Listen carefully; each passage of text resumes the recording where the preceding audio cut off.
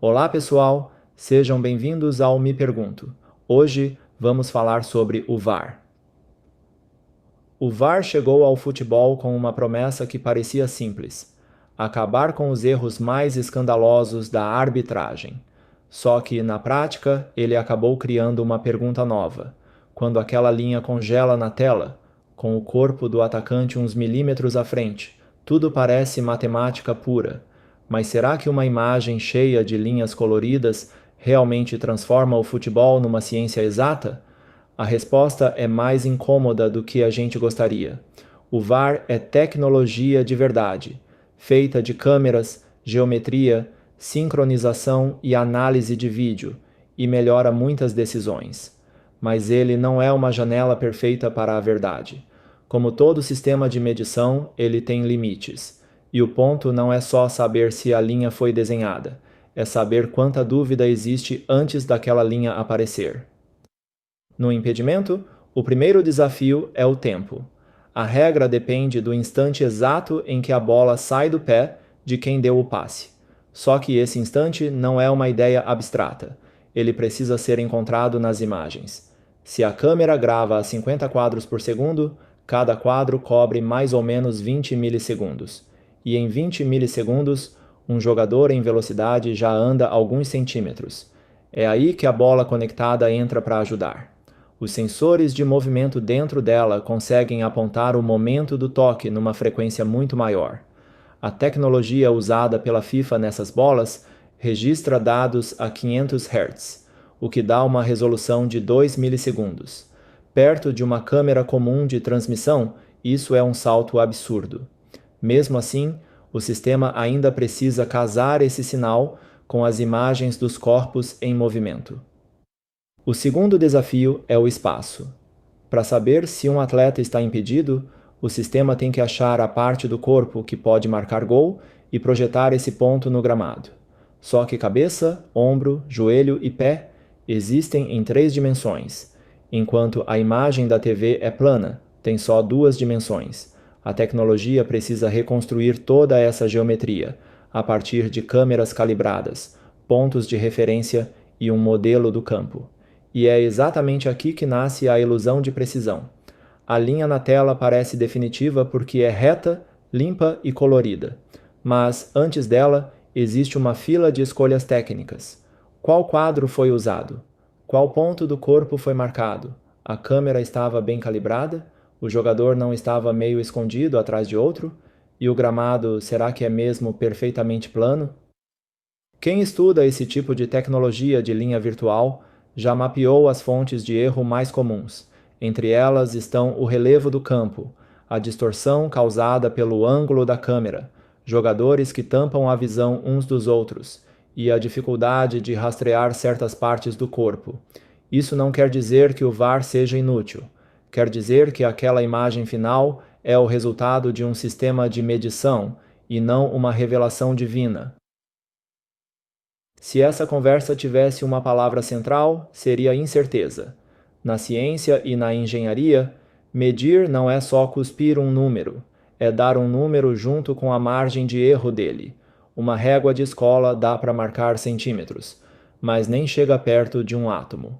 Uma balança de cozinha acerta os gramas, mas passa longe dos microgramas. Uma tecnologia de vídeo reduz a dúvida, mas não apaga toda a ambiguidade do mundo real. No futebol, essa diferença quase nunca aparece na transmissão. O torcedor vê uma linha e uma decisão, e pronto. O que quase nunca aparece é a tal faixa de incerteza. Em vez de dizer que o atacante estava 3 centímetros à frente, com uma margem de erro de alguns centímetros, a TV geralmente comunica só uma palavra: impedimento. E esse formato faz a tecnologia parecer bem mais categórica do que ela talvez seja de verdade. E o VAR também mexe com a psicologia do erro. Antes, uma falha de arbitragem era vista como erro humano, e a gente até engole mais fácil, porque todo mundo sabe que humano erra. Depois do VAR, o mesmo erro passa a parecer falha de uma máquina que deveria ser infalível, e isso frustra muito mais.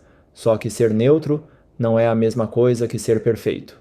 Um sistema pode tratar todos os times exatamente igual, e ainda assim sofrer com um ângulo ruim ou com corpos sobrepostos. Por isso, a questão não é escolher entre o humano ou a máquina, é entender o que cada um enxerga melhor. Em lances de gol, pênalti e cartão vermelho, o VAR costuma ser muito útil, porque permite rever coisas que escaparam do olho do árbitro. Um puxão dentro da área, uma agressão longe da bola, uma bola que cruzou a linha. Tudo isso pode ser corrigido no vídeo. O problema fica mais espinhoso quando a decisão depende de uma fronteira minúscula. Quanto menor a diferença, mais a incerteza pesa. E esse dilema não é exclusivo do futebol. Na medicina, exames dão falsos positivos e falsos negativos.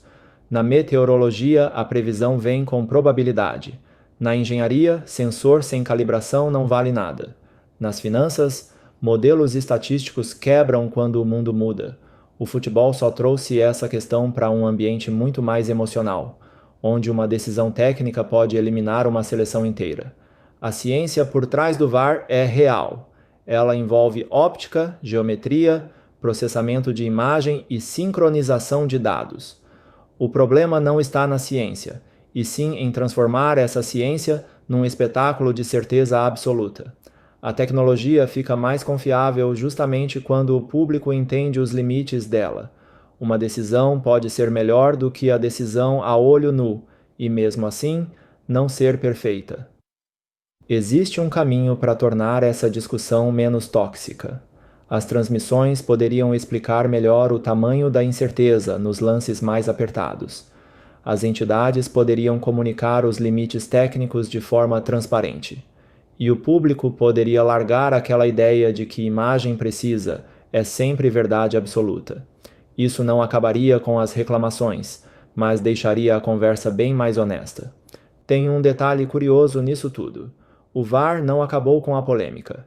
Ele só trocou o tipo de polêmica. Antes, todo mundo discutia se o árbitro tinha enxergado o lance.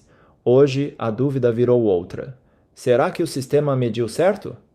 Antes, a briga era sobre percepção. Agora é sobre calibração, quadro, ângulo e interpretação.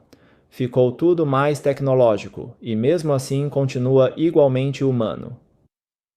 Então, o VAR é ciência e, ao mesmo tempo, pode criar uma ilusão de precisão. É ciência porque aplica método técnico para diminuir o erro. Vira ilusão quando a imagem final faz parecer que não sobra nenhuma margem de dúvida. E talvez a melhor forma de enxergar o VAR seja essa, uma ferramenta poderosa, não um oráculo, porque por trás daquela linha congelada que faz o estádio inteiro prender a respiração, há câmeras, sensores, software, gente e um monte de escolhas técnicas, todas tentando medir um jogo rápido, tridimensional e caótico. E toda medição, por melhor que seja, ainda carrega uma sombra de incerteza. Tem ainda um lado mais filosófico nisso tudo.